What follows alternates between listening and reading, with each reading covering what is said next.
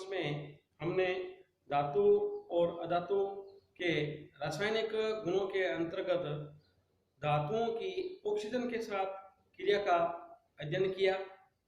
Video के अंत में हमने ये समझने का प्रयास किया था कि कॉपर को जब हम नमीयुक्त वातावरण में रखते हैं तो उस पर हल्की हरी परत जम जाती है। ये तो हल्की हरी परत है, ये कॉपर हाइड्रोक्साइड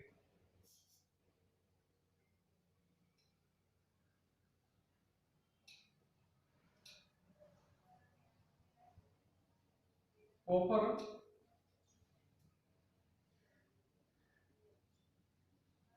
हाइड्रोक्साइड और कॉपर कार्बोनेट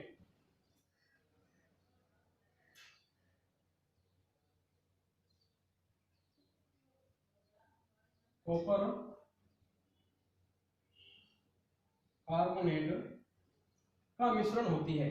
यानी जो कॉपर यानी तांबे पर जो हल्की हरी परत आपको दिखाई देगी, ये कॉपर हाइड्रोक्साइड और कॉपर कार्बोनेट का मिश्रण होगी।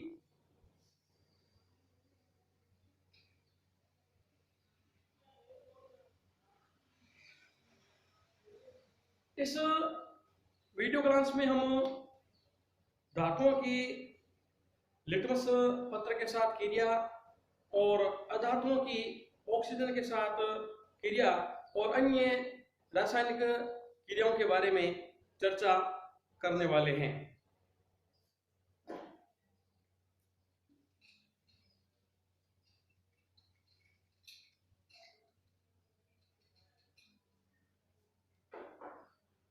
हम मैग्नीशियम के रिबन को जब जलाते हैं और मैग्नीशियम के रिबन को जलाने पर जो उसकी राख होती है, उसकी राख को हमें जल में घोलना है। यानी कि मैग्नीशियम का जो रिबन है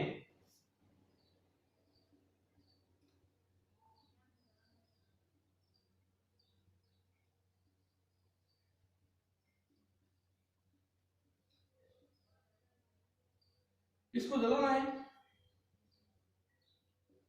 और जलाने पर जो उसकी राख बनती है, इस राख को हमें जल में घोलना है।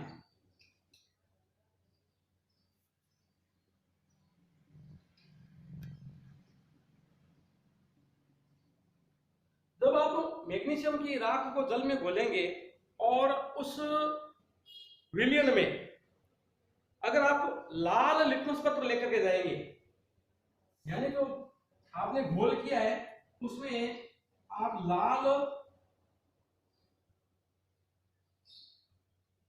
लिटमस जो पत्र है, उस लाल लिटमस पत्र को जब आप लेकर के जाएंगे तो ये नीला हो जाएगा। ये लाल लिटमस पत्र का नीला होना ये बताता है कि जो धातु के जो ऑक्साइड होते हैं ये क्षारीय प्रकृति के होते हैं। लाल लिटमस पत्र जो है वो नीला हो रहा है, ये बताता है कि जो धातु के जो ऑक्साइड हैं ये क्षारीय प्रकृति के होते हैं। सामान्यतः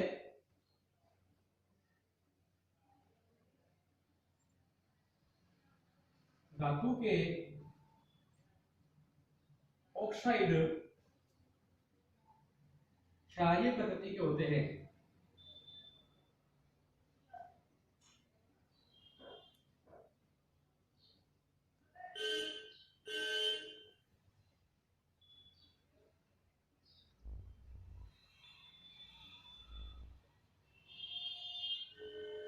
अब हम अधातु की ऑक्सीजन के साथ क्रिया का अध्ययन करते हैं। अधातु की ऑक्सीजन के साथ क्रिया।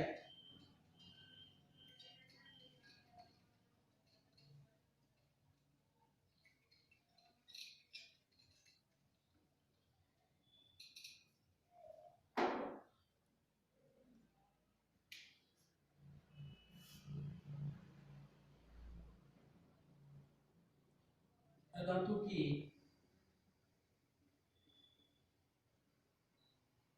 ऑक्सीजन के साथ क्रिया।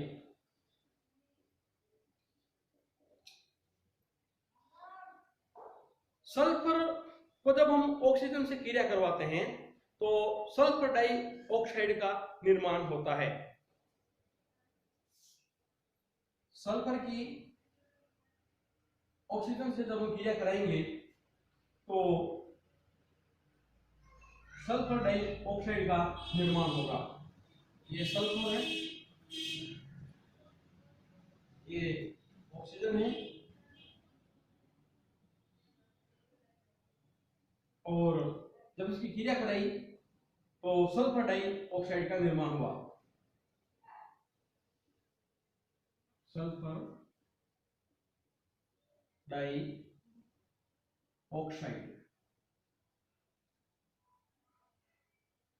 जब इस सल्फर डाइऑक्साइड को हम जल से क्रिया करवाते हैं तो सल्फ्यूरस अम्ल का निर्माण होता है। सल्फर डाइऑक्साइड, इसकी हमको क्रिया करवानी है जल से, तो सल्फ्यूरस अम्ल का निर्माण होगा।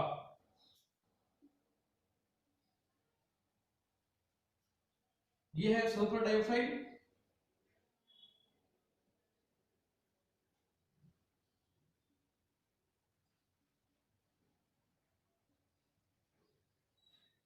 जल और सल्फ्यूरस अम्ल। सल्फ्यूरस अम्ल का निर्माण होगा। इस सल्फ्यूरस अम्ल में, ये तो सल्फ्यूरस अम्ल है, जब उसमें हम लिटमस पत्र की पहचान करेंगे तो हमें नीला लिटमस पत्र इसमें हमको लेकर के जाना है। सल्फ्यूरस अम्ल के अंदर सल्फ्यूरस अम्ल में जब नीला लिटमस पत्र लेकर जाते हैं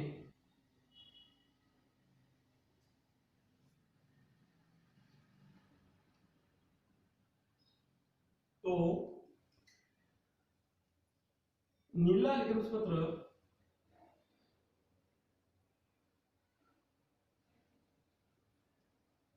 लाल हो जाता है। लाल हो जाता है, यानी कि अगर सल्फ्यूरस अम्ल में अगर आप ये जो नीला लिटमस पत्र है, इस नीले लिटमस पत्र को आप सल्फ्यूरस अम्ल में लेकर के जाओगे तो ये नीले से ये लाल हो जाएगा। लिटमस पत्र का नीले से लाल होना ये बताते हैं कि सामान्यतः जो अधातु के जो ऑक्साइड है, ये अधातु के ऑक्साइड अम्लीय प्रकृति के होते हैं। सामान्यतः जो अधातु के ऑक्साइड है वो अम्लीय प्रकृति के होते हैं।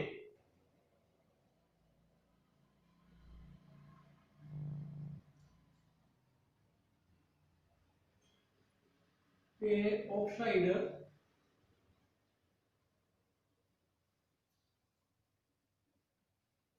अम्लीय प्रकृति के होते हैं।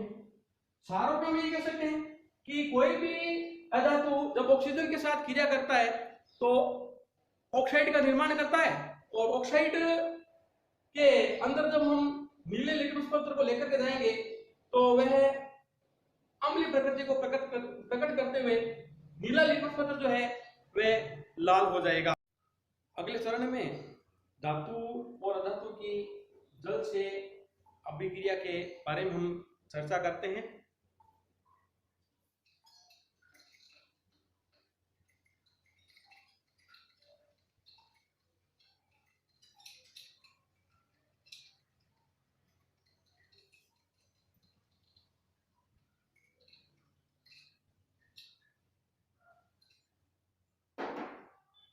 जल के साथ अभिक्रिया।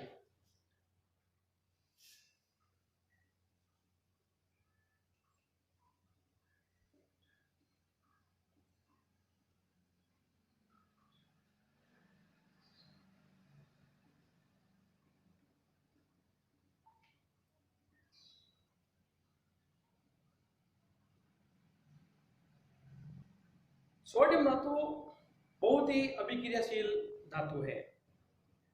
ये ऑक्सीजन व जल के साथ तीव्र अभिक्रिया करती है और अभिक्रिया करके बहुत तेज ऊष्मा उत्पन्न करती है।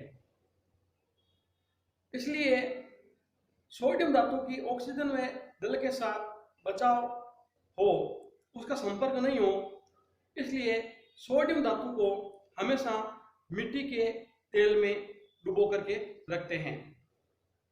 अन्य धातु ऐसा व्यवहार प्रदर्शित नहीं करते, जैसे आयरन। आयरन जल के साथ बहुत ही धीमी अभिक्रिया करता है।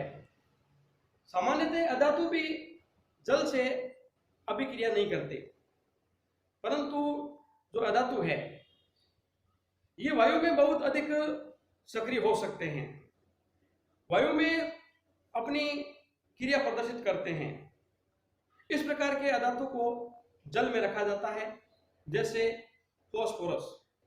ये बहुत ही सक्रिय अधातु है, इसका वायु से संपर्क नहीं हो, क्योंकि फास्फोरस का वायु से संपर्क होने पर ये आग पकड़ सकता है। ये आग नहीं पकड़े, इसलिए फास्फोरस को जल में डुबो करके रखते हैं। वीडियो के अंत में मैं आपको कुछ प्रश्न श्यामपट्ट पर लिख करके दे रहा हूं। आपको ये प्रश्न अपनी अभ्यास पुस्तिका में करने हैं। गृह कार्य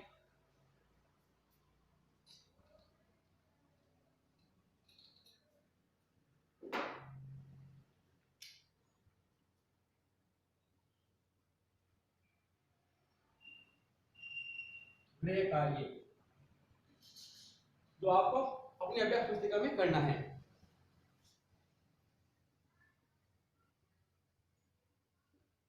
धातु एवं अधातु से आप क्या समझते हैं?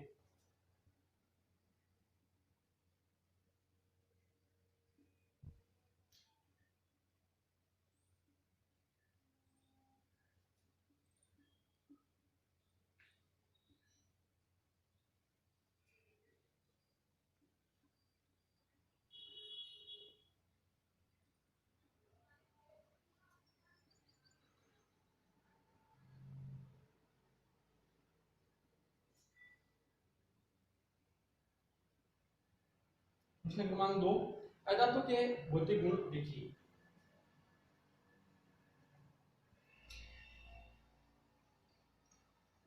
अधातु के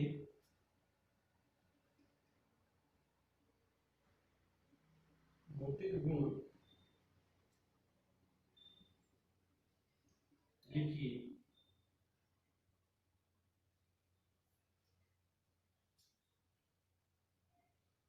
प्रश्न 3, लोहे पर जंग लगने की अभिक्रिया लिखिए।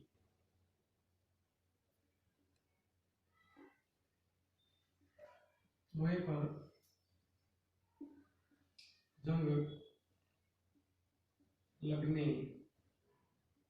की अभिक्रिया लिखिए।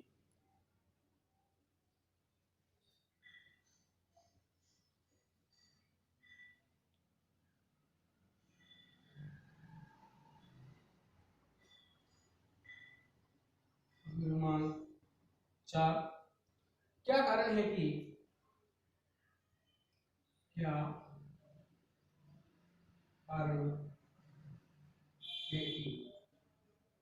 सोडियम को मिट्टी के तेल में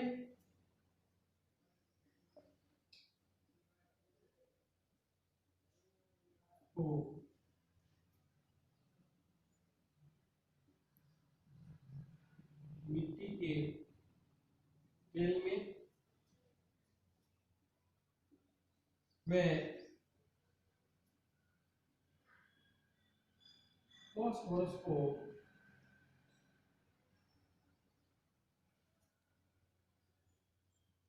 जल में डुबो कर रखते हैं, डुबो कर रखते।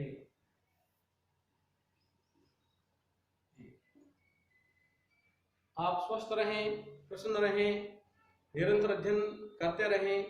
धन्यवाद।